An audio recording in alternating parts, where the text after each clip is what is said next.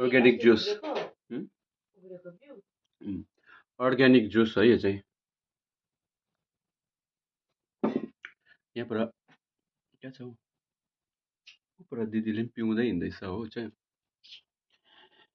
यस्तो दामी छ यस्तो दामी यो चाहिँ हाम्रो उयसको होइन हौ के भन्छ पहाडमा फल्ने गाई ए पहाड भने चौरी चौरीको हो यो चाहिँ हो यो चाहिँ यस्तो हो नि त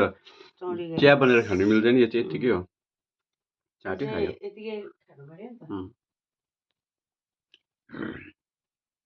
किन यस्तो मिठो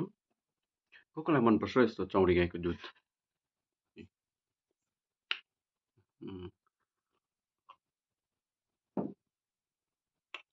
1 किलो